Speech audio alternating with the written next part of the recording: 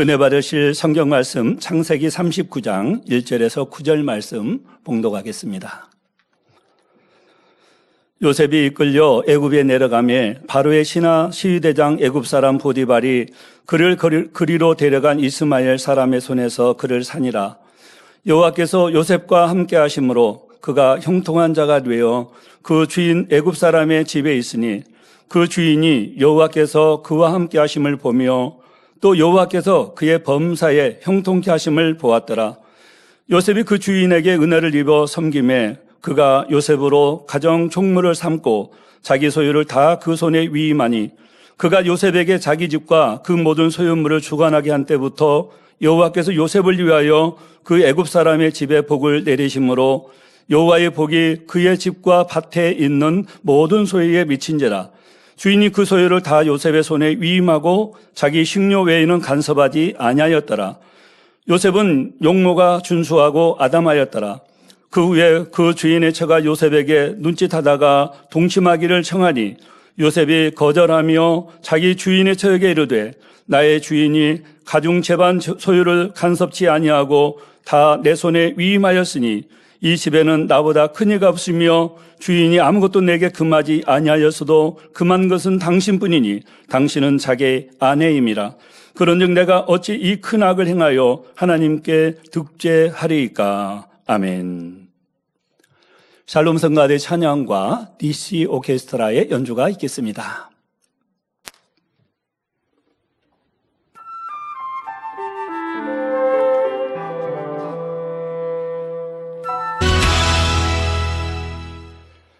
네, 지난 치유집회를 통해서 우리 최복인 권사님의 회정개파회를 치러주신 하나님께 감사와 영광의 박수를 올려드리겠습니다. 할렐루야. 네, 사랑하는 당회자님께서 내가 어찌 하나님께 득죄하리이까 제 말씀 등해 주시고 연이어 치유집회 인도해 주시겠습니다. 당회자님 등단하셨는데요. 할렐루야로 맞이하시겠습니다.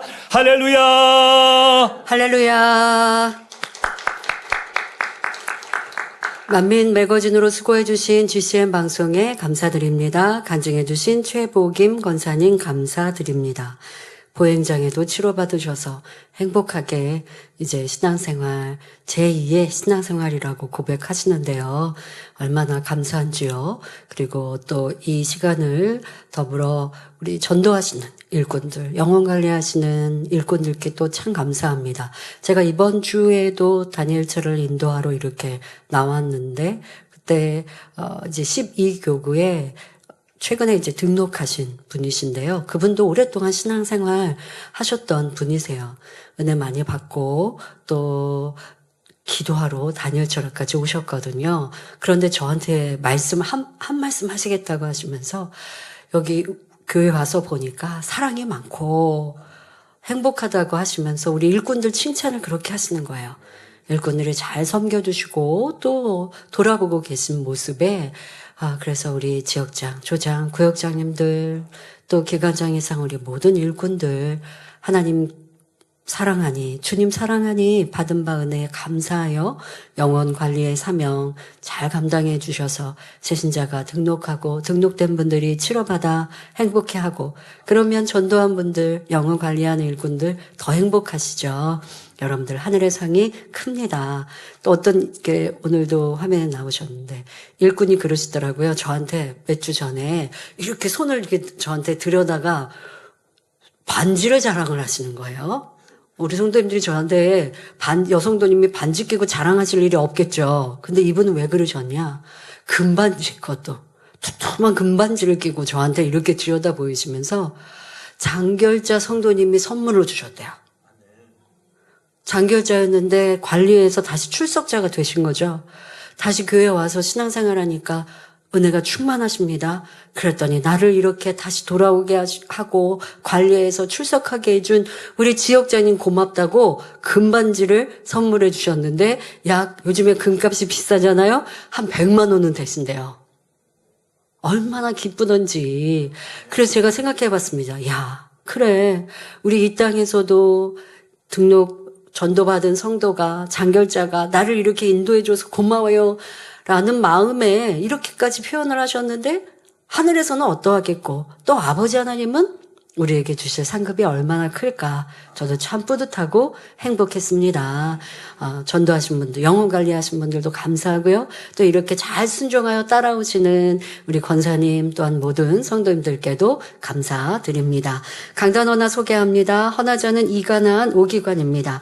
사랑하는 원로 목사님과 원장님을 통해 귀한 말씀으로 영의 양식을 공급받으며 기도하는 삶이 되었기에 우울하며 근심 걱정이 많았던 삶에서 행복하고 평안하게 살아갈 수 있게 되었습니다. 나이가 들어가며 이런저런 아픈 분야가 생길지라도 권능으로 치료받으며 이관한 오기가 50 되신다는 것 같은데 50 되신다는 것 같은데 이렇게 세상 것에 소망 두는 것이 아닌 아버지 나라에 분야 충성하며 새 예루살렘을 소망 삼고 살아가는 삶으로 변화되었습니다. 이렇게 축복과 간증이 넘치는 삶으로 변화시켜 주심에 감사드리며 당회장님을 따라 전진하여 가장 아름다운 새 예루살렘에 들어가길 간절히 소망하는 75년생들의 마음을 담아 강단 헌화로 드립니다. 네, 감사합니다. 말씀에 들어가겠습니다. 사랑하는 성도 여러분, 메마른 사막에서 꽃을 피워 풍성한 열매를 얻을 수 있다면 그것은 같은 열매를 옥토에서 얻은 때보다 훨씬 가치 있게 느껴질 것입니다. 저와 여러분도 고난과 역경이 닥쳤을 때 하나님을 의지함으로 아름답게 변화되고 더 좋은 열매를 맺힌다면 이런 가치 있는 삶이 되는 것이지요. 이 시간 증거되는 말씀을 마음에 새겨 여러분 것으로 이룬다면 분명 사막에서 얻은 열매 이상의 가치 있는 삶을 살게 될 것입니다. 이런 관점에서 오늘 본문 말씀에 나오는 요셉은 참으로 대단한 인물입니다. 형제로부터 미움을 받아 타국의 종으로 팔려갔고 악한 죄인으로 낙인 찍혀 감옥에 갇힌 신세가 된 요셉이 하나님을 신뢰함으로 역경을 딛고 일어나 얼마나 찬란히 아름다운 열매를 맺혔는지 살펴보겠습니다. 이를 통해 여러분의 삶에 대입하여 보므로 사막에서도 꽃을 피우고 열매를 맺는 복된 성도님들이 되시길 바랍니다. 말씀을 듣고 그 말씀 참 옳다. 요셉은 참 대단해. 그치시면 소용이 없습니다. 요셉은 그래도 믿음이 좋고 중심이 좋은 사람이니 하나님께서 이렇게 축복해 주셨지 하고 끝나면 안 됩니다. 여러분들에게 적용하셔야 돼요. 여러분들이 주어진 어떠한 역경과 어려움에도 요셉보다는 훨씬 나아요. 그러니 불평원망이 아니라 나도 하나님을 의지하여 새로운 삶으로 살리라 라고 다짐하시고 그렇지 못했던 것을 회개하고 돌이킬 때 얽히고 설킨 문제가 해결될 것이고 시험 환란이 떠날 것이며 질병균 문제가 또 온몸의 연약함이 치료되고 강건함을 얻어 복된 삶을 살 수 있습니다. 그래서 말씀이 여러분들에게 물질의 축복도 또 우리의 삶 속에서의 형통한 복도 누릴 수 있고 하나님 앞에 사랑받는 길을 깨달으시길 바랍니다. 사랑하는 성도 여러분, 요셉은 야곱의 12아들 중 11번째로 태어났으며 하나님께서 아버지 야곱에게 내리신 복을 누리며 좋은 환경에서 성장하였습니다. 또한 야곱을 통해 그의 조상들에게 역사하신 하나님에 대해 들었고 알았으며 믿음을 갖게 됩니다. 자기 아버지 야곱이 베델에서 만난 하나님, 곧 이삭의 하나님, 아브라함의 하나님에 대한 돈독한 신앙을 키우며 성장한 것입니다. 그런데 요셉의 10명의 형들은 요셉과는 어머니가 달랐습니다. 아버지는 같지만 어머니는 달랐습니다. 아버지 야곱은 두 아내와 그들의 몸종으로부터 아들들을 얻었는데 그중 라헬이라는 아내를 특별히 사랑하였고 요셉은 라헬로부터 어렵게 얻은 아들이었기에 눈에 드러날 정도로 편애하였습니다. 요셉에게만 좋은 옷을 입히기도 하고 요셉이 형들의 과실을 일러 바치는 말을 듣고 형들을 꾸짖기도 하니 형들은 요셉을 아주 미워하였지요. 그런데 여기서 한 가지 깨달을 내용이 있습니다. 요셉은 형들의 불의를 보고 가만히 있을 수 없어서 아버지에게 알리며 그것을 스스로 정당하게 여겼습니다. 그런데 이것이 바로 요셉이 생각하는 의였다는 것입니다. 여러분, 우리가 의, 옳다, 의는 옳다라는 것이죠. 자, 그런데 이 옳다라고 하는 것이 사람마다 각기 다르다는 걸 설교시 참 많이 듣고 있습니다. 옳고 그르다라는 걸 결정하는 게 각자 사람의 양심이죠. 그런데 이 양심도 사람마다 다르기 때문에 이건 옳아, 저건 저렇게 하면 안 돼 라고 하는 자기의 의가 각기 다르다라고 여러분 설교 속에 듣고 있고요. 또 무엇보다 내가 옳다는 의와 하나님이 옳다고 하시는 의가 다르다는 거, 이게 가장 큰 문제죠. 나는 옳아서 그렇게 행했는데 하나님은 너 그거 잘못했어 하시면 잘못된 건데, 그런데 우리 사람들이 또 신앙인들이 하나님이 보실 때 옳지 않은 것들을 옳다 여기거나, 또 성경에는 하나님의 참된 의를 기록해 놓으셨는데 하나님의 말씀으로 기준 삼아 세상을 살아가지 않고 그냥 사람들의 흐름에 따라, 사람들의 말에 따라, 듣는 귀에 따라 옳다 그르다 편론하고 시시비비 하니 하나님의 지킴과 보호하심을 받지 못하고 어려움, 질병, 고통 속에 빠지더라는 것입니다. 세상 사람이 아니라 하나님을 믿는다는 성도들도 그래야 한다는 것입니다. 자, 여기서 지금 요셉의 의에 대해서 말씀을 잠시 드렸습니다마는 이것이 큰 악은 아니죠. 형들이 아버지의 눈을 피해서 잘못하고 있을 때 이걸 내가 아버지한테 말씀을 드리고 그래야 형들을 지적해서 형들이 이 잘못을 고치지, 이런 좋은 마음이었지만 이 상황을 다른 표현으로 하면 고자질이라고 한단 말이에요. 근데 형제 안에서 이렇게 자꾸 고자질을 하면 형제의 의가 갈라지게 되고 서로가 자꾸 경쟁하듯 이런단 말이에요. 저희도 성장하면서 원로 목사님께서 저희 가운데 굉장히 경계하신 것 중에 당연히 신앙 안에 하나님을 첫째로 사랑하는 건 가르치셨고, 그리고 형제의 어떤 잘못을 고자질하는 걸 싫어하셨습니다.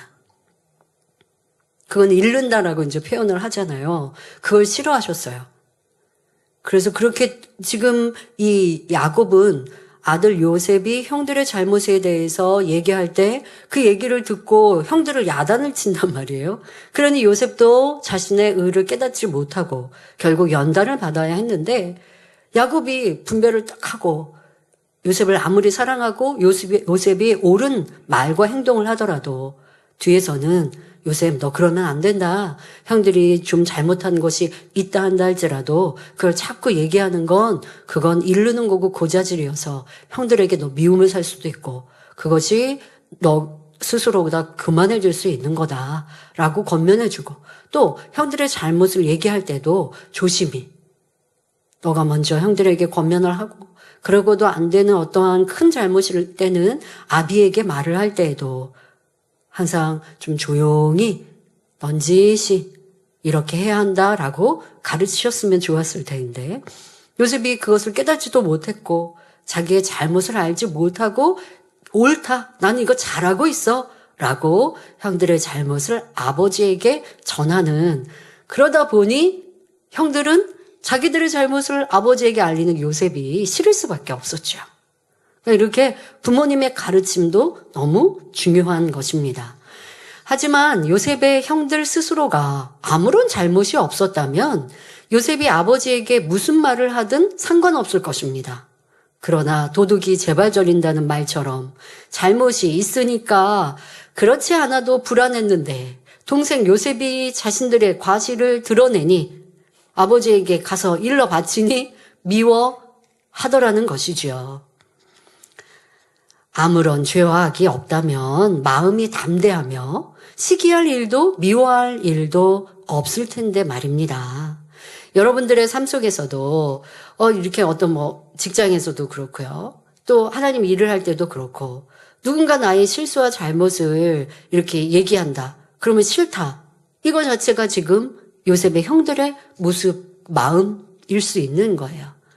내가 명백히 잘못한 것을 보고를 하고 그래서 내가 권면을 받는다. 그러면 잘못을 깨닫고 발전해야지 라고 생각한다면 이 사람은 성장하는 것인데, 나한테 얘기하지. 아니면 뭐 그런 것 가지고 그렇게 보고해야 돼?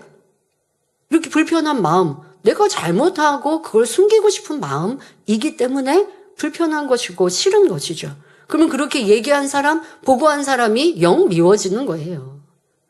지금 요셉의 형들의 악함이 내게 있지 않았나 살펴야 합니다. 그런데 또 요셉에게도 분명 부족한 것이 있었던 것이죠. 자기 의라는 것.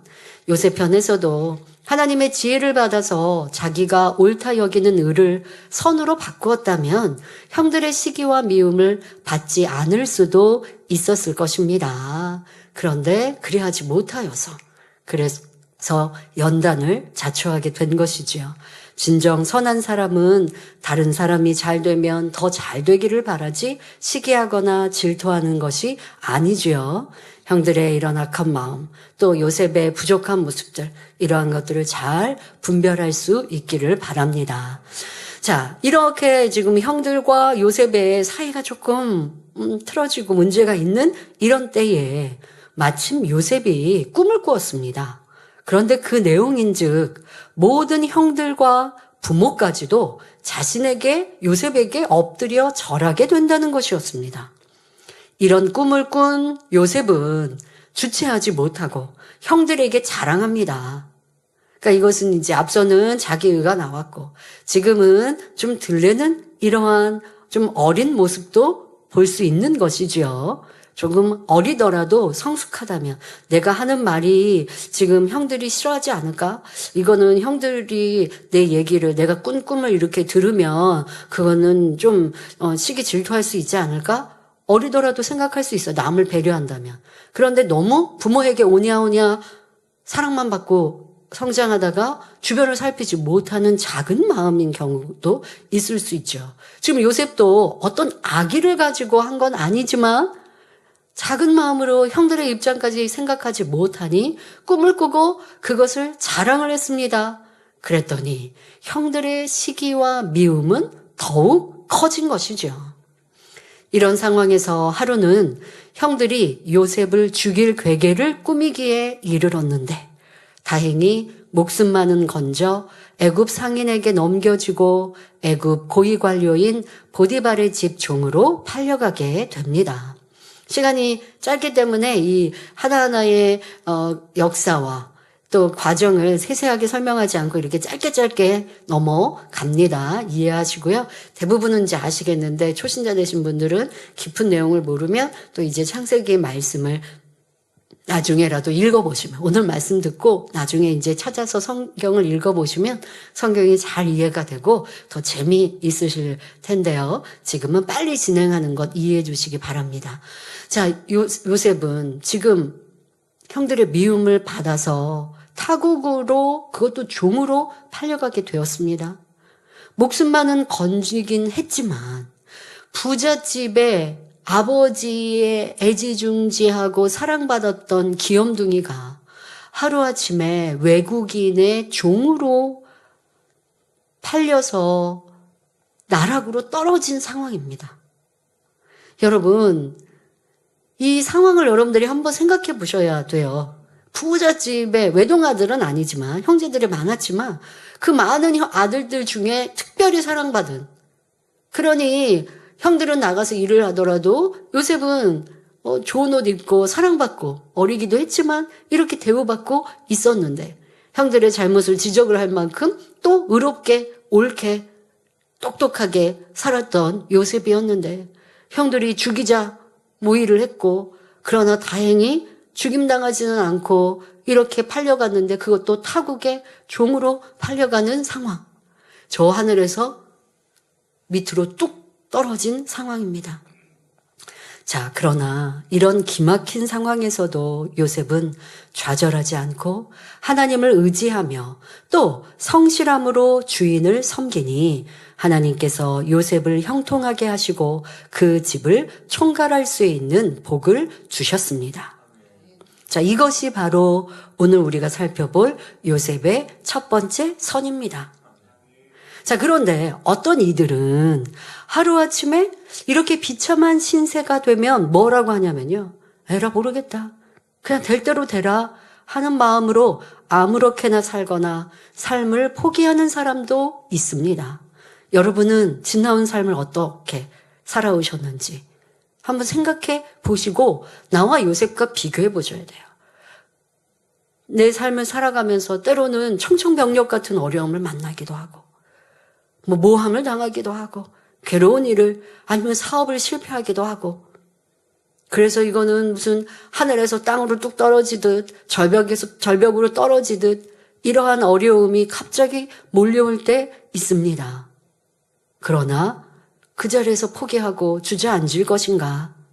세상 사람은 그리한 사람도 많고 아니면 그때 이를 악물고 일어나는 사람, 그런데 그렇게 이를 악물고 미움으로 아니면 세상의 원망으로 그렇게 살아가면 또 정신적으로도 피폐해지고 아무리 물질적으로는 다시 회복하였어도 마음은 너무 괴롭고 힘들게 살아가죠. 그러나 주님의 사랑을 알고 하나님을 믿는 우리는 세상의 자포자기에서도 아니 되지만 누구를 미워하고 그래서 내가 복수하는 마음으로 삶을 열심히 살아야지 해서도 아니 되고 오직 우리를 창조하신 하나님, 나의 아버지 하나님을 의뢰하기에 성실히 사는 것, 이것이 하나님이 원하시는 우리의 삶입니다. 요셉이 그러한 좋은 본보기가 되어준 것입니다. 요셉은 하나님을 의뢰했기에 주어진 환경 속에서 최선을 다하는 삶을 살았습니다. 여러분들 이게 중요합니다. 하나님 도와주세요. 라고 하면서 내 삶을 최선을 다하진 않아요. 여러분 하나님은 우리가 행할 때 도와주십니다. 그냥 밭이 있는데 내 땅이 있고 밭이 있는데 내가 농부인데 밭을 일구고 씨를 심고 가꾸고 그러면서 하나님 늦은 비 이른 비 주시고요. 이른 비 늦은 비 주시고요. 햇살 나리워 주시고요. 풍년 일게 해주세요. 라고 내가 수고하고 노력하면서 하나님의 도우심을 구해야지. 그냥 빈 땅과 밭을 두면서 하나님 올해도 풍년 일게 해주세요. 절대 하나님의 역사가 임하지 않습니다. 지금 요셉은 자기 삶에 어디 희망이 없어요. 가족에게 미움받아서 종으로 팔려왔으니 마음에 원한을 가져도요. 이거는 마음 한가득 가질 수밖에 없어요. 원망, 불평, 괴로움. 보통 사람들 어떤지 아십니까? 옛날에 나 잘 살았는데 종이 돼서 이제는 먹는 것도 좋겠습니까? 예전하고는 비교가 안 되게 그렇게 음식이든 옷이든 생활 자체가 얼마나 피폐해졌겠습니까?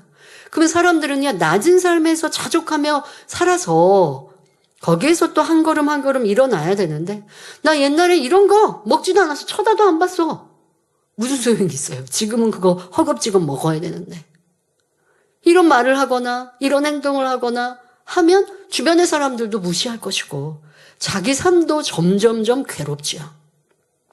내가 왜 이렇게 떨어져야 했는지, 내가 왜 이렇게 실패해야 됐고, 내가 왜 이런 시험과 어려움을 만나야 했는지, 하나님의 돌보심을 왜 받지 못했는지, 내 마음을 낮추어서 욕심이 있었는지, 내가 하나님 앞에 큰 죄의 담이 있어서 보호하심을 받지 못했는지 살피고 회개하고 그리고 주어진 육의 삶도 영적으로는 철저히 회개하고 낮아지고 또 육의 삶도 할 수 있는 걸 최선을 다해서 살아갈 때 하나님께서는 그 안에 캄캄한 어둠 속에서도 한 줄기의 빛을 비춰주시고 그 빛이 점점 찬란한 빛으로 임하게 하시는데 그런데 그런 수고와 노력, 최선을 다하는 행실은 하지 않고 원망하고 불평하고 하나님 도와주세요 라고 하고 있으면 하나님은 도와주실 수가 없습니다.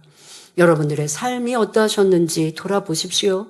어려운 일이 생기고 힘든 상황이 있어도 하나님을 의지하여 감사하며 더욱 힘써 기도하고 삶에서 최선을 다하셨습니까? 아니면 주변과 사람들을 원망하고 짜증내며 의욕도 잃고 하던 일도 대충 하거나 힘들어하지는 않으셨습니까? 왜 나는 하나님을 믿는데 현재의 삶도 그래야 합니다. 왜 형통하지 못할까? 왜 더 크게 복을 받지 못할까? 이유를 알아야죠. 어떤 경우는 심지 않아서 받을 게 없는 경우도 있고 또 내 삶에 성실하게 살지 못해서 하나님이 도와주실 수 없는 경우도 있고 부족한 부분들은 깨우쳐서 공부하고 노력하고 수고해야 되고 게으르면 성실하게 자기의 습관을 바꿔야 되고 그런데 자기는 노력하지 않고 하나님 도와주세요. 여러분 단열절 하나와 기도 열심히 했습니다. 하나님 저 지혜 주시고요. 회사에서도 인정받게 해주시고 일의 성과도 잘 나게 해주시고요. 기도했다고 해서 내일 그렇게 되는 거 아니에요. 기도했으면 하나님 도와주실 거예요. 그런데 내가 행해야 하나님이 도와주시죠. 그래야 하나님이 능력 주시지 그렇지 않으면 도와주실 수가 없어요. 이러한 행함에 대해 지금 요셉은 심히 어렵고 힘든 차포자기할 이런 상황에서 자기의 삶을 성실로 식물을 삼았다. 이것이 첫 번째 선인데 그 기본 안에는 하나님을 의지했기 때문입니다. 자, 여러분들의 삶에 내가 하나님을 의지하여 기도하였지만 행함은 얼마나 최선을 다했는지 돌아보셔야 합니다. 요셉은 심히 괴롭고 힘들며 낯선 상황에서도 하나님을 의지하였고 그러니 성실히 일하였습니다. 세상에서도 성실한 사람들이 있습니다. 실패했어도 낙담하지 않고 또 일어나는 사람들 있어요. 그런 사람은 또 자기의 삶을 아름답게 만들어갈 수 있어요. 그런데 우리는 세상의 성실함, 최선을 다한 노력에 넘어선 하나님의 도우심이 있습니다. 하나님을 의지하면서 성실하면 세상에 최선을 다하는 것 이상의 열매를 내고 하나님이 도와주시는 거예요. 그냥 내가 성실하라는 게 아닙니다. 하나님을 의지하여서. 요셉도 성실히 일하고 자기의 삶을 다시 자포자기 안 하고 포기하지 않고 내가 이제 무엇이 잘못됐지? 내가 왜 이러한 상황을 만났지? 점검하고 돌아보면서 성실히 일할 수 있었던 건 위대하신 하나님, 살아 역사하시는 하나님을 믿었기 때문입니다. 육의 아버지 야곱으로부터 들었지 않습니까?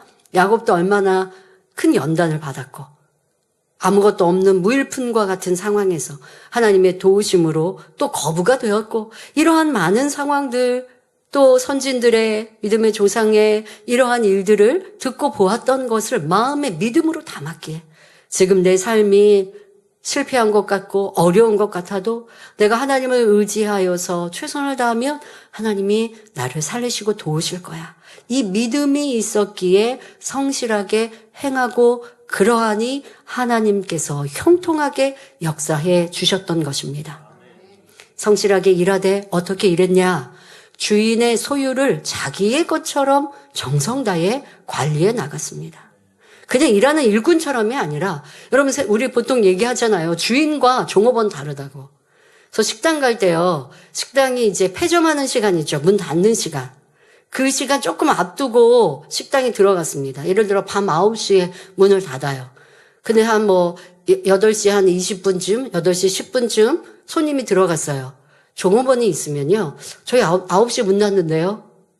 그러면 나가시라는 얘기나 마찬가지죠. 그런데 주인은 어떻게 할까요? 그 8시 20분에 와서 혹시 9시 10분, 20분에 나가는 손님이라도 주인은 받아줘요. 여러분 그런 경험 있으실 거 아닙니까? 그럴 때 느껴보셨습니까? 아, 주인과 종업원의 차이.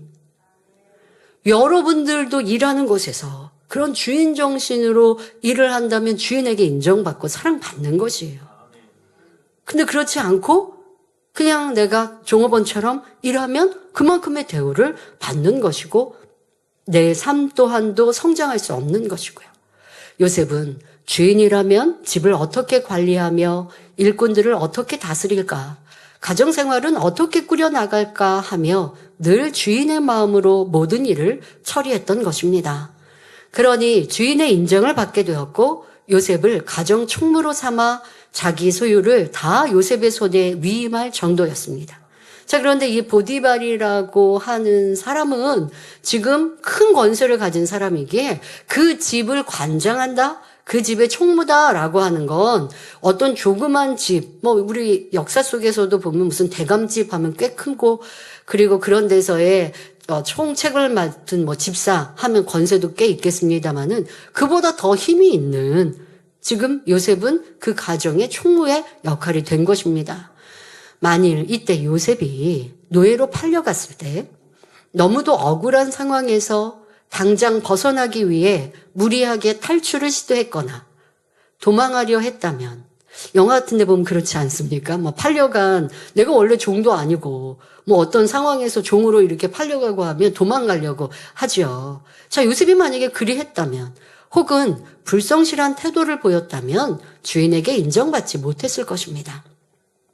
그러나 요셉은 성실히 주인의 마음으로 일하니 저 낮은 곳에서 주인의 눈에 딱 띌 수밖에 없었고 주인이 너가 내 집의 모든 거를 책임져라 하는 권세를 줄 수 있었던 것이지요. 성도 여러분, 여러분의 삶은 어떠한지요? 성실한 사람들은 어떻게 하면 상사의 눈을 피해 좀 더 쉴까? 좀 더 쉬운 일을 할 수 있을까 하는 것이 아니라 어떻게든 더 잘하고 성과를 내기 위해 자기에게 맡겨진 모든 분야에 최선을 다합니다. 직장인들의 경우 돈 때문에 할 수 없이 일한다 한다든가 이만큼 돈을 받으니 이 정도 일하면 되지. 나는 내 보수가 별로 탐탁지가 않아요. 그러니까 난 그만큼만 그냥 뭐 일해 라고 생각하면서 일한다면 기쁨이 없을 것입니다. 그러나 일 자체를 사랑한다면 그 마음이 기쁘고 충만할 뿐 아니라 일에 대한 대가로 주어지는 월급 또한 가치가 더해질 것이니 행복해지지요. 세상 살아가는 직장인들이 자기가 하고 싶은 전공을 아니면 내가 하고 싶은 일을 다 할 수는 없습니다. 공부했던 전공과 다른 직장에 들어가서 일하기도 하고 또 내가 하고 싶지는 않지만 월급, 돈벌이를 위해 삶을 위해 또 그러한 직업을 선택해야 하는 경우가 대부분입니다. 그런데 어쨌든 내가 회사에서 일을 해서 내 생활을 할 수 있게 되잖아요. 나가 인정받지 못해서 월급이 작더라도 지금 내가 필요해서 일을 하고 있는 거잖아요. 그러면 마음가짐을 바꿔야 되는 거죠. 나 그냥 여기서 일을 좀 하다가 나 그냥 뭐 몇 개월 뒤에는 그만둘 거야 하고 뜨내기처럼 일을 하면 열심히 할 일도 없을 것이고 즐겁지도 않습니다. 더더욱 내가 내 몸값은 이거 아닌데 나 이렇게밖에 대접 못 받네 하고 그냥 내가 대충 일을 한다.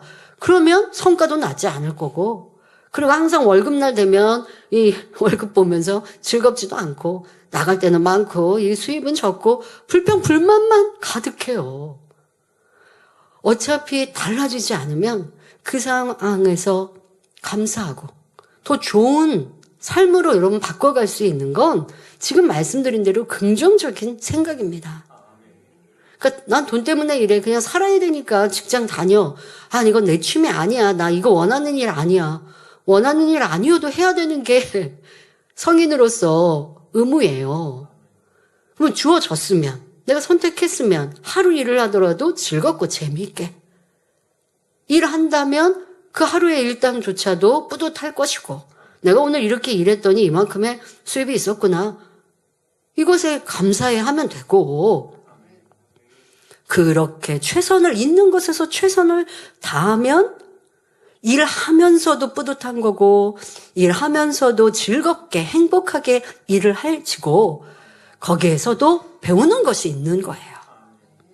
그러면서 성장해 가는 것이고 지금 이 직장이 마음에 안 들어서 내가 어디 이직을 한다. 그러면 다음 이직할 곳을 위해서 또 준비하되 가장 중요한 건 성실함이고 마음이고 생각입니다.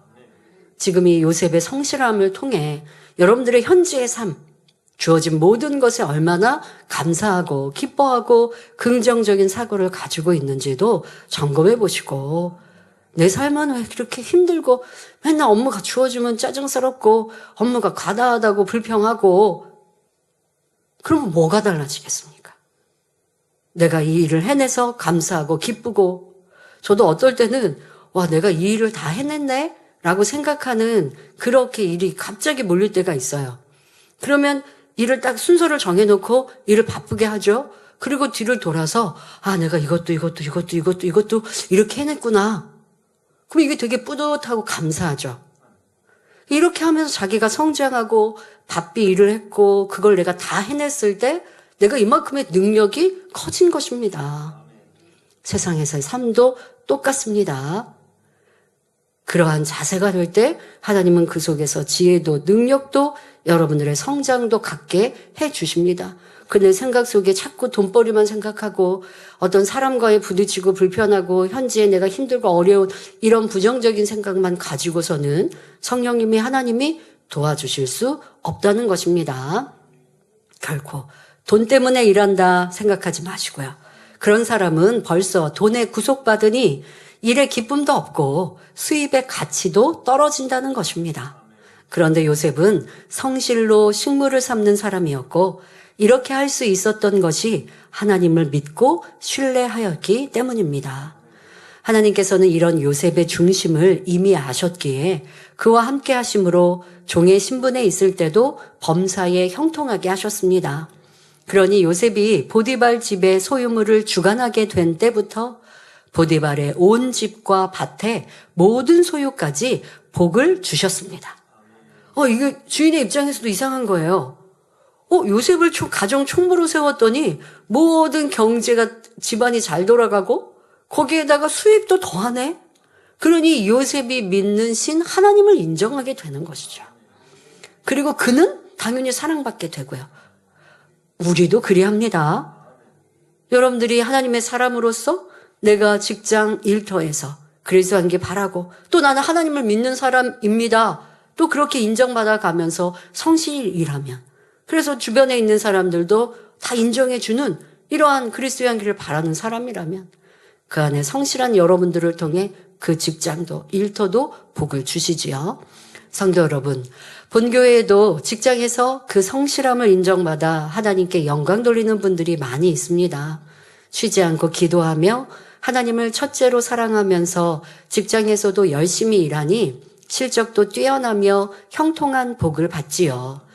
또 다른 사람의 일도 기쁨으로 도와주며 굳은 일도 솔선수범 행하고 항상 밝고 명랑하며 선한 입과 행함으로 이루니 상사는 물론 동료들에게도 사랑받습니다. 저도 본교에 성실하며 열심히 있는 일꾼을 주신 하나님께 감사드립니다. 오직 하나님의 일이라면 어렵고 힘든 일이라도 기쁨으로 성실히 일하는 일꾼들이 있지요. 자신의 유익이나 칭찬을 위해서가 아니라 저와 교회를 위해 하나님의 기뻐하시는 뜻에 맞춰 순종하기를 힘씁니다. 그러고도 항상 겸비한 모습으로 부족한 것을 찾아 부르짖어 기도하며 수고하기를 쉬지 않습니다. 이런 이들은 마음으로 정성으로 충성하니 결국 그 헌신이 눈에 띄게 되고 결국 인정받아 더 큰 일을 함께 이루게 되지요. 우리 성도님들도 성실함과 선행으로 상사는 물론 동료, 부하 직원에게도 인정받고 칭찬받는 분들이 되시길 바랍니다. 자, 본문으로 돌아가서 요셉도 그 성실함을 인정받으니 주인의 소유를 다 관할하고 간섭조차 받지 않을 정도가 되었습니다. 그런데 이런 요셉에게 큰 시험이 옵니다. 주인 보디발의 아내가 용모가 준수하고 아담한 요셉을 유혹하려고 날마다 동침하기를 청했던 것입니다. 이에 요셉은 내가 어찌 이 큰 악을 행하여 하나님께 득죄하리이까 하며 거절한 것은 물론 함께 있지도 않았습니다. 자, 이 고백에서 요셉의 삶은 항상 하나님 중심이었던 걸 알 수 있습니다. 지금 상대와 나와의 관계가 아니라 상대와 나의 관계를 보고 계신 하나님을 의식하는 거예요. 그러니 하나님 앞에서 득죄할 수 없다라고 고백하는 것이죠.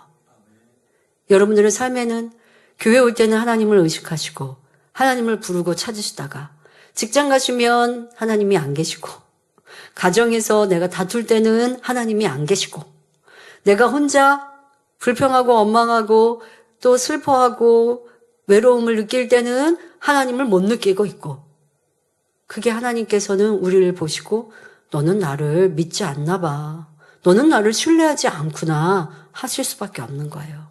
하나님을 믿고 신뢰한다면 홀로 있는 것이 아니라 나를 보고 계신 하나님을 바라보기에 하나님이 기뻐하시는 것을 선택할 수 있는 것입니다. 자, 이렇게 보디발의 아내가 지금 요셉을 유혹하고 있습니다. 요셉은 꿈쩍도 안 하죠. 그런데 어느 날 요셉의 옷을 잡고 유혹하는 주인의 아내를 뿌리치느라 겉옷까지 버려두고 나온 요셉에게 앙심을 품은 여인은 자신의 남편, 즉 보디발에게 거짓말을 합니다. 요셉이 자기를 희롱하러 들어왔다가 자기가 소리 지르니 적반하장이죠. 옷을 버려두고 도망갔다며 요셉의 옷을 내보였던 것입니다. 완전 말이 바뀌죠. 상황을 완전히 다르게 얘기하죠. 그런데 들고 있는 옷이 요셉의 옷이니 이게 증거가 되는 것입니다. 보디발은 요셉에게 심히 노해서 확인해 보지도 않고 왕의 죄수들을 가두는 감옥에 넣어버립니다. 여기서 요셉의 또 한 가지 선을 찾아볼 수 있지요. 요셉은 형들에 의해 종으로 팔려 타국의 보디발의 집에 왔지만 마음 중심으로 주인을 섬기며 성실히 일하니 주인에게 인정받을 수 있었습니다. 이로 인해 큰 어려움을 피하고 이제 조금 편안해진 것이지요. 그런데 이때 안주인이 불의한 청을 하니 심히도 난처한 상황이 될 수 있습니다. 사람들 중에는 이러한 때 거절하면 내게 어떤 불이익이 올 줄 모르고 곤란을 겪을까봐 어쩔 수 없이 그 요청을 들어주었다고 변명하기도 합니다. 하지만 요셉은 하나님과 주인 앞에 그리고 자기 자신에 대해서도 부끄러운 일을 할 수 없어 단호히 거절하며 오직 정도를 쫓았던 것입니다. 이것이 하나님께서 원하시는 중심이요 인정하시는 선입니다. 사람을 보거나 자신의 유익을 계산하는 것이 아니라 매사에 하나님 중심, 진리 중심으로 생각하고 선택하는 것이 진정한 믿음이요 신앙인의 모습이지요. 여러분들도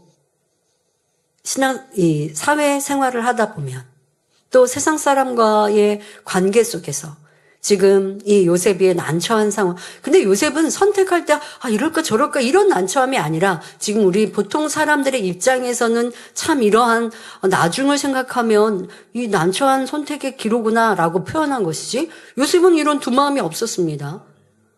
근데 세상에서는 이러한 일들도 참으로 많이 있다라고 말을 하지요. 상사와의 관계, 동료와의 관계, 어떤 회사에서도 돈의 문제도 그렇고 이러한 것들의 어려움이 있다고 말합니다.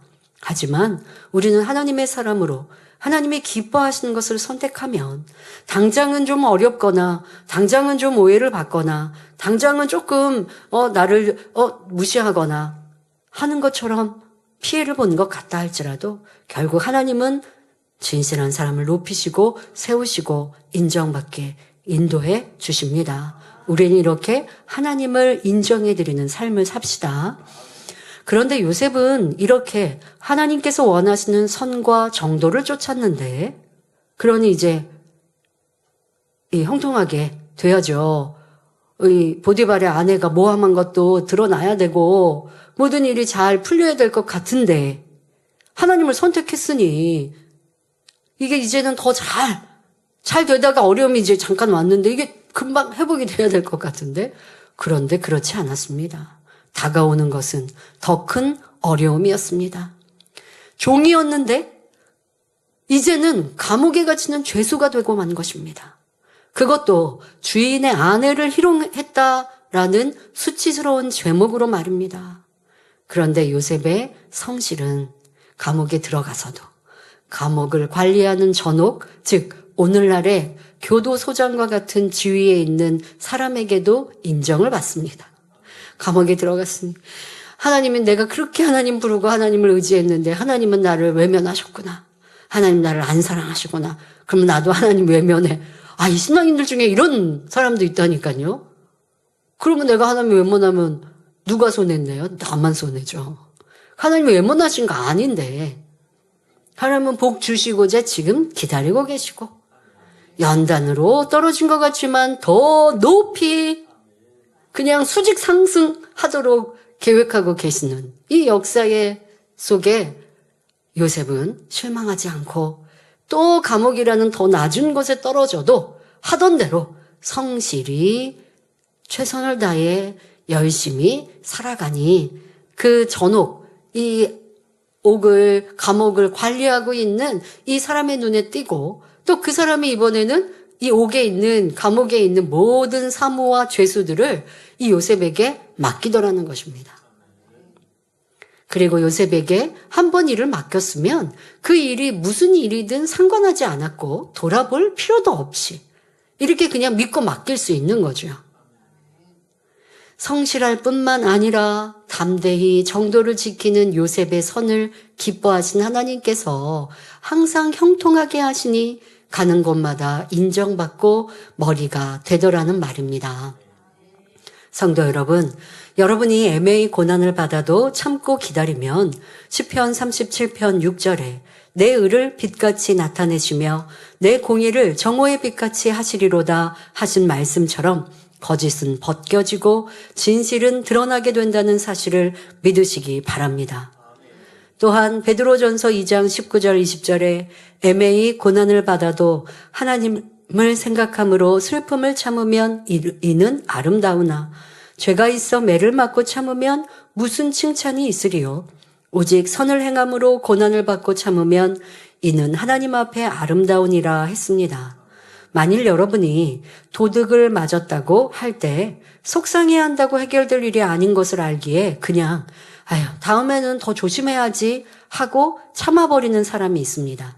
그러나 하나님을 생각함으로 즉 하나님께서 항상 기뻐하라 하셨지 범사에 감사하라 하셨지 하며 또 내가 이렇게 지킴받지 못한 뭔가 부족한 것이 있나 점검하고 잘못된 것이 떠오르면 회개하고 나 잘못한 것이 없는데 이런 어려움을 만났네 하면 기뻐하고 감사하는 사람. 그러니까 이렇게 하나님의 진리를 떠올려서 그대로 행하는 것은 고난을 당해도 하나님을 생각하면서 기뻐하는 사람입니다.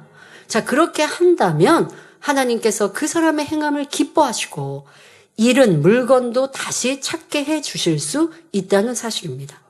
그런데 그냥 하나님과 상관없이 그냥 내가 좀 어려움 당했다고 쳐. 내가 그거 잃어버린 거 큰 액수도 아닌데 하고 그냥 넘어가는 것과 그래도 불평 원망 안 하니까 다행입니다만은 그것과 하나님을 생각하여 내가 무엇이 부족했나? 아니면 또 하나님께서 이때 무엇을 원하실까? 그래서 진리를 쫓아가는 사람, 그러면 하나님은 불통함도 형통함으로 바꿔주실 수 있는 것입니다. 요셉은 정말 억울하게 종으로 팔리고 감옥에 들어왔으나 그로 인해 낙담하여 자포자기한 것이 아니라 변함없이 성실한 삶을 사니 하나님께서 도와주심으로 거기서도 인정받게 됩니다. 그런데 이때 어떤 사람은 하나님이 형통하게 해주시는데 왜 종으로 팔리고 또 감옥에 들어가는가 하는 반론을 제기할 수도 있습니다.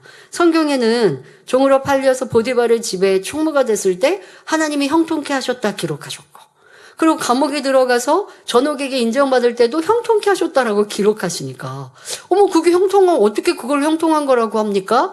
라고 말할 수 있어요. 그러나 요셉의 지금의 이 과정은 다윗이 사울에게 쫓겨다닌 것과 같이 또 아브라함이 연단받은 것과 같이 하나님께서 더 큰 축복을 주실 수 있는 그릇으로 만들고자 허락하신 과정입니다.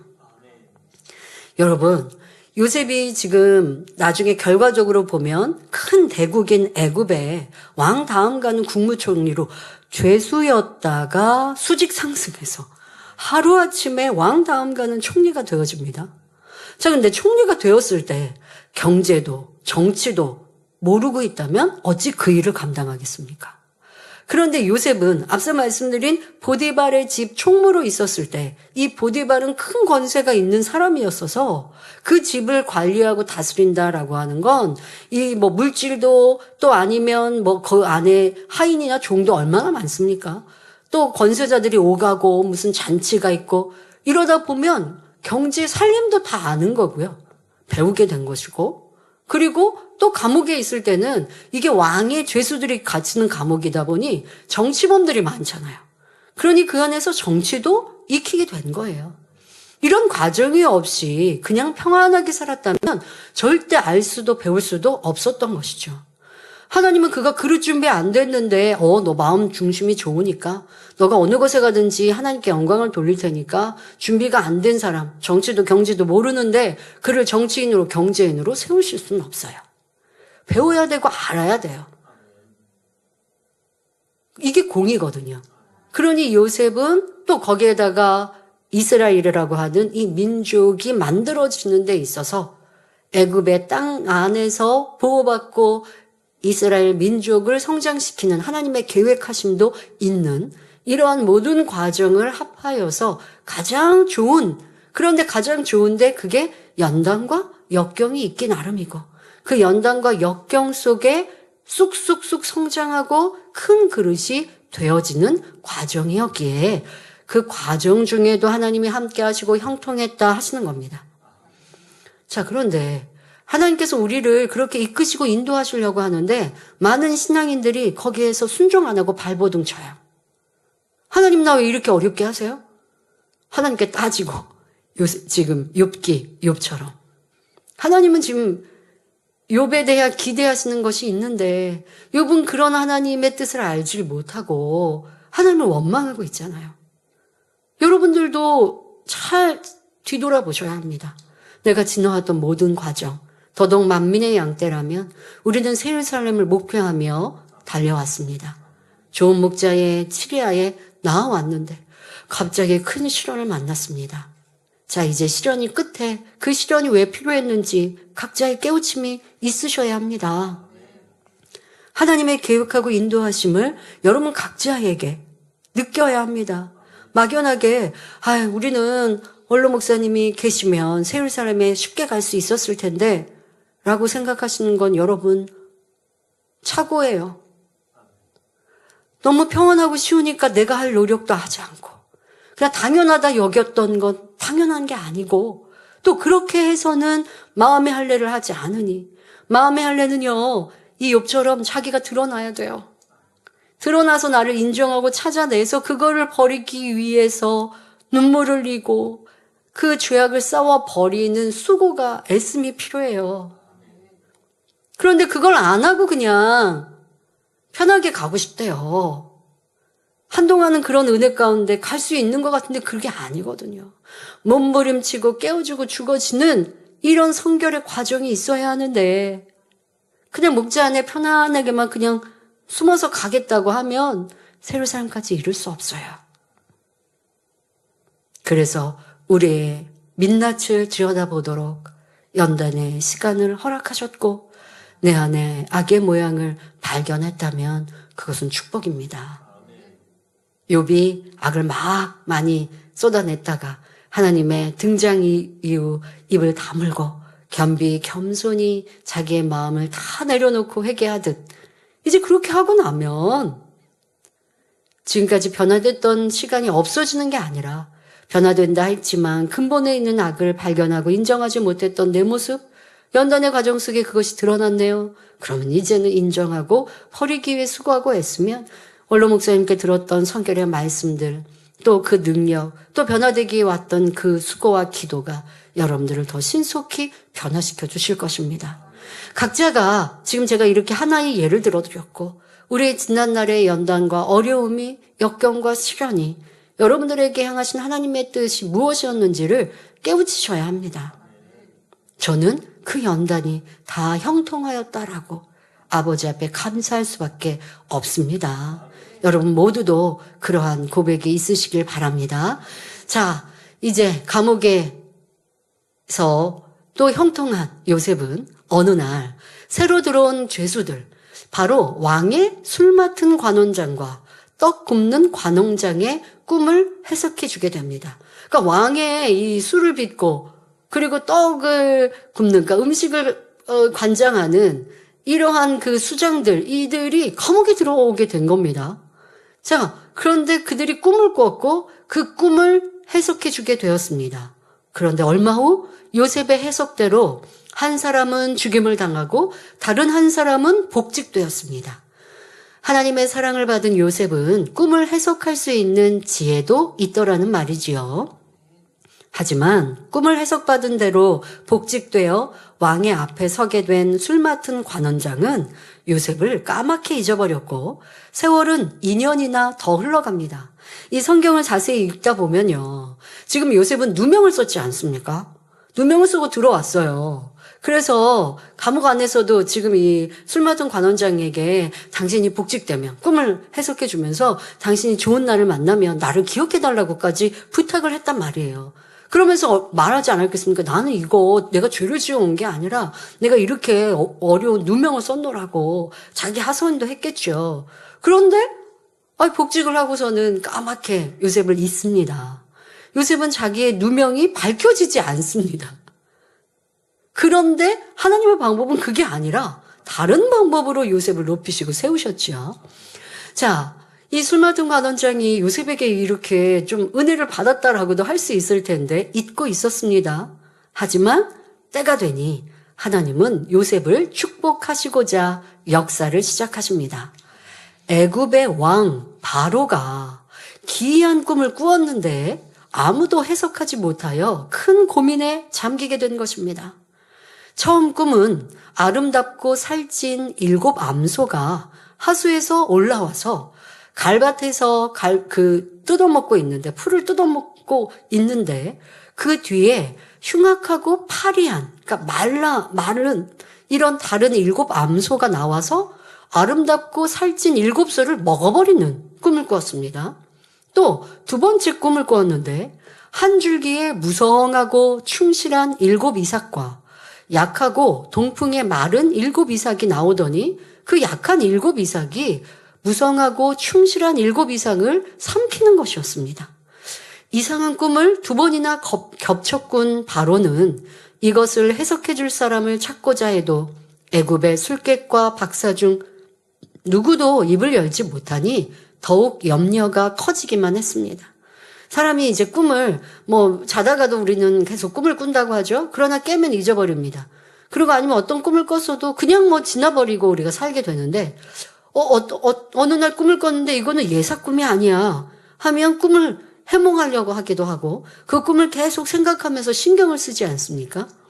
더더욱 이 왕은 비슷한 꿈, 그런데 기이한 꿈을 겹쳐 꾸었기 때문에 이건 그냥 지나칠 수 없는 일이라 생각하니 이 꿈을 해석받기를 원하고 있지만 누구도 풀어주지 못합니다.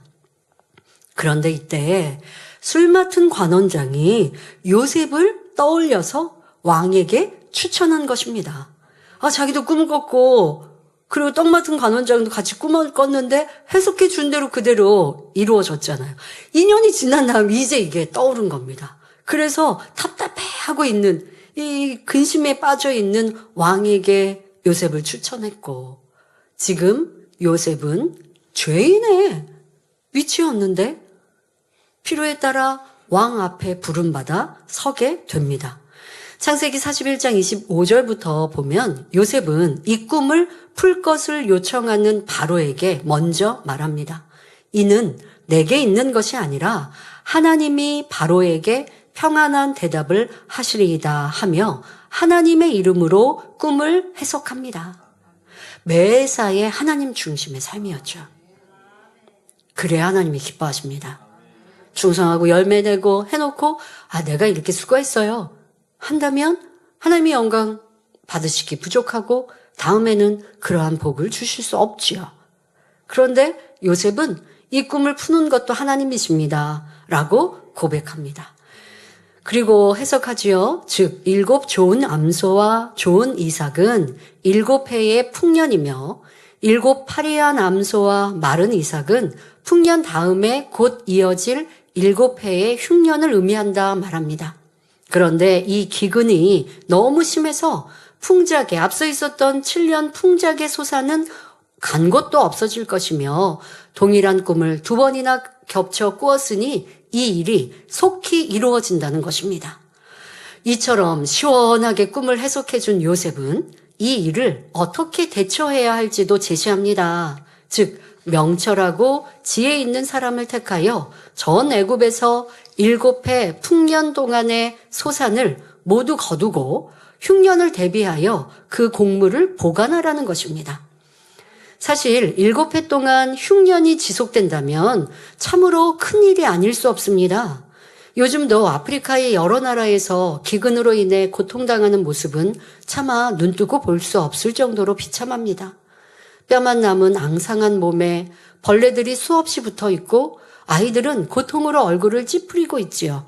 그러니 세계적으로 기아돕기 운동이 전개되지만 이렇게 문명이 발달된 오늘날에도 가뭄으로 인한 기근의 문제는 쉽게 해결되지 않는 것을 볼 수 있습니다. 오늘날에도 이러한데 당시 애굽 왕은 7년간이나 기근이 계속된다는 말에 얼마나 걱정스러웠겠습니까? 그런데 요셉은 꿈을 풀어준 것뿐 아니라 문제를 극복할 구체적인 방법까지 즉석에서 제시해 주니 이를 들은 왕이나 신하들이 모두 요셉에게 감탄하지 않을 수 없었던 것입니다. 여러분, 이것도 사회생활을 하면서 지혜로 여러분들이 한번 직장 업무 안에 대입해 보시기 바랍니다. 저도 교회를 하다 보면 어떤 일들이 어려운 문제들 아니면 발생한 문제들을 보고받게 되죠. 그러면 보고를 받고 그 다음에 제가 답을 내는 것과 문제를 보고해주는 일꾼들이 문제를 보고하면서 이런 일이 이렇게 생기거나 했는데 라고 하고 그리고 이런 방법을 한번 생각해 봤습니다.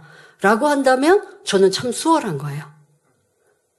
그런데 예전에 일을 해보면 문제만 덜렁하고 저한테 다 짐을 다 맡기는 거예요. 그래서 제가 일꾼들에게 제발 문제를 알았으면 문제에 대해서 대책을 자신들이 최선을 다해 생각하고 그 대책까지 나에게 보고하면 내가 여러분들의 답을 듣고 또 그 안에서 함께 더 좋은 답을 만들어낼 수 있고 일은 이렇게 해야 합니다라고 말을 하고 그렇게 일을 헤쳐가라고 제안을 합니다.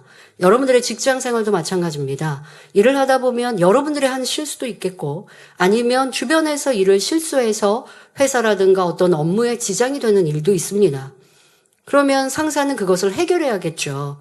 해결하는 방법을 바로 제안을 해줄 수도 있겠지만 여러분들이 그 문제를 알았다면 문제의 해결책을 생각해보는 그러한 직원이 있다면 그 상사는 참 뿌듯하고 때로는 그 답이 100점이 아니어도 그 해결책을 전해줄 때 거기 안에다가 더 방법을 같이 모색하는 같이 문제를 풀어갈 수 있는 믿음직한 직원이 되는 거죠. 지금 이 요셉의 행함을 보시고 직장, 일터, 가정, 또 사람들과 대화할 때도요. 여러분들이 어떤 사람과 대화하면 맨날 문제만 나한테 얘기하는 사람, 어떤 불평만 얘기하는 사람이 있는가 하면 어떤 일들에 대해서 문제를 얘기하면서 그런데 저도 생각해 봤는데요. 그래서 저는 이렇게 하면 좋을 것 같아요. 라고 제안한다면 그거 참 좋은 방법이다. 아니면 제안해 준 방법이 그래? 근데 이것보다는 이게 더 낫겠는데? 이렇게 하면서 일을 더 발전적으로 갈 수 있죠. 근데 그렇지 않고 계속 문제만 얘기하면 왜 저 사람은 불평만 하지? 이렇게 되는 경우가 있더라고요. 사회에서나 사람 관계에서도 이렇게 여러분들이 생각해 보시면 인정받고 칭찬받는 사람이 될 수 있을 텐데요. 바로 요셉의 지혜가 그리했습니다. 이렇게 바로 왕은 요셉의 꿈풀이 거기에다가 그 앞서서 명철한 이 문제 해결의 방법까지 제시해 주니 바로 왕뿐 아니라 그 얘기를 지금 듣고 있는 사람들이 다 입이 쭉 벌어지는 거죠. 야, 참 대단하다. 자, 이에 바로 왕은 말합니다. 창세기 41장 38절부터 41절에 이와 같이 하나님의 신에 감동한 사람을 우리가 어찌 얻을 수 있으리요? 그러니까 이미 앞서서 이 꿈풀이는 하나님이 하신 것입니다라고 했고 그리고 애굽 왕도 하나님을 믿는 왕은 아니어도 지금 타국의 이스라엘 민족이 아직 이스라엘은 탄생 전입니다만은 어떠한 민족이 어떠한 그 부족이 하나님이라는 신을 믿고 그리고 또 앞서서는 또 아브라함도 있었고 이런 역사 속에 하나님의 존재를 알죠. 그런데 요셉이 나타나서 하나님이 풀어주셨다고 하는데 그 지혜와 명철이 감탄할 지경입니다. 그러니 그것을 옳다 하면서 하나님도 인정하고 요셉도 높이지 않습니까? 세상에서 이렇게 빛과 소금이 되면 됩니다. 나는 만민중앙교회 양떼입니다. 우리 교회는 하나님을 신실히 믿습니다.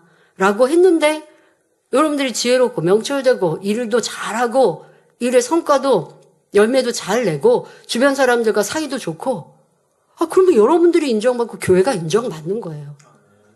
그런데 내가 불성실하고 사람들과 화평하지 않고 그러면 교회도 욕먹는 거고요. 여러분들로 인해 교회가 더 드높아질 수 있습니다. 지금 요셉이 그리하고 있습니다. 그러면서 이어 말합니다. 이 모든 것을 내게 보이셨으니 너와 같이 명철하고 지혜 있는 자가 없도다. 너는 내 집을 치리하라. 내 백성이 다 내 명을 복종하리니 나는 너보다 높음이 보좌뿐이니라. 내가 너로 애굽 온 땅을 총리하게 하노라 말합니다. 마침내 요셉은 그 당시 강대한 나라였던 애굽의 제2인자가 된 것입니다. 그리고 요셉의 말대로 풍년의 소산이 바다 모래같이 많아 셀 수가 없을 정도로 각 성에 거두어 들이니 7년의 기근이 이르러 각국의 양식이 떨어졌을 때도 애굽 왕의 창고에는 곡식이 가득했습니다. 각지에서 먹을 것이 떨어진 사람마다 왕의 양식을 사려고 요셉에게 왔지요. 그러나 7년 동안 계속되는 흉년 속에서 이들은 모든 백성들 또 주변에 있는 사람 타국에서도 모든 돈을 다 쓰고도 지금 자기네들은 양식이 없으니까 이 애굽에 와서 또 왕에게 와서 곡식을 달라고 청하려면 돈으로 사야 하잖아요. 그런데 내 소유를 지금 다 쓰고도 모자라서 소와 양, 말과 나귀 등 가축과 더 나아가 땅까지 왕에게 주어 곡식을 사게 된 것입니다. 그러다 보니 7년 기근이라 했잖아요. 나중에는 애굽의 모든 땅과 백성까지도 왕의 소유가 되었습니다. 먹고 지금 살아야지. 지금 내 땅이 뭐가 중요하겠으며 내 목숨이 뭐가 중요하겠습니까? 결국 그러니 내 목숨도 나는 왕의 것입니다. 백성들이 자발적으로 그렇게 나오더라는 것이죠. 이 많은 왕의 소유를 관할한 요셉은 종이 된 백성들에게 토지를 경작하게 하는데 추수한 양 중에서 5분의 1을 바로에게 상납하고 나머지는 백성들이 종자와 양식으로 사용하는 토지법을 만들었습니다. 요셉의 이런 치리 방식이 참으로 선했음을 알 수 있습니다. 예를 들어 우리나라 조선시대 역사만 봐도 인색한 주인들은 소작인들에게 최소한의 것을 주고 그것도 아까워하는 것을 볼 수 있지요. 최소한 어떤 경우는 막 80%까지 농사를 짓고 한 이 소작인들. 그런데 땅 주인은 따로 있는 거예요. 그러니까 내 땅에 너희들이 농사하고 그리고 나한테 이만큼을 줘. 약속을 하는데 아주 악덕 주인들은 80%까지도 받아가면 그러면 그 소작인들은 뭐를 먹고 살겠어요. 근데 이제 나라의 법은 30%에서 50% 정도 이렇게까지 정해져 있는데 요셉은 5분의 1만 받았으니 백성들에게 나머지는 다 너희 것이다 라고 했다라는 것이죠. 요셉은 선하게 행하여 백성들의 처지를 충분히 고려하고 넉넉하게 배려해 주었습니다.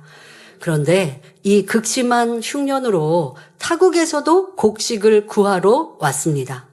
그 중에는 요셉의 형들도 있었지요. 이제 요셉은 애굽의 총리가 되어 자신을 죽이려 했고 결국 종으로 팔아넘긴 형들을 마주하게 된 것입니다. 이때 형들은 요셉을 알아보지 못하며 애굽의 총리가 된 요셉 앞에 엎드려 절하며 내 주여 부르며 겸손히 도움을 청합니다. 바로 요셉이 어릴 적 꾼 꿈대로 된 것이죠.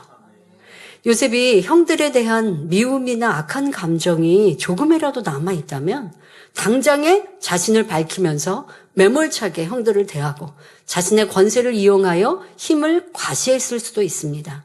그러나 요셉은 연단의 시간 자신의 어릴 적 부족했던 모습을 깨우치고 변화되었기에 형들에 대해 어떤 악한 감정도 없었습니다.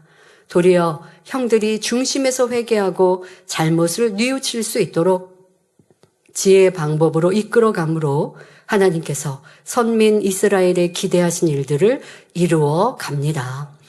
시간이 지나 아버지 야곱이 죽은 후 형들이 요셉의 눈치를 보며 자신들을 박대할까봐 걱정할 때도 창세기 50장 19절부터 21절에 요셉이 그들에게 이르되 두려워 마소서 내가 하나님을 대신하리이까 당신들은 나를 해하려 하였으나 하나님은 그것을 선으로 바꾸사 오늘과 같이 만민의 생명을 구원하게 하시려 하셨나니 당신들은 두려워 마소서 내가 당신들과 당신들의 자녀를 기르리이다 하고 그들을 간곡한 말로 위로하였습니다.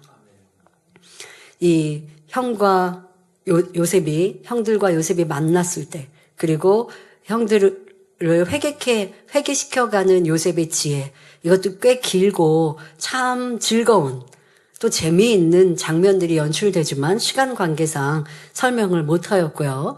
어쨌든 우리가 그 장면을 통해 요셉의 마음 안에는 형들에 대한 감정이 없었다는 것 이것을 깨우치고 알 수 있죠. 그리고 또 그 가족들을 다 애굽의 땅으로 이주하여서 평안하게 살게 하였는데 아버지 야곱은 먼저 이제 소천한 후 그러니 이제 형들은 눈치를 보지 않겠습니까?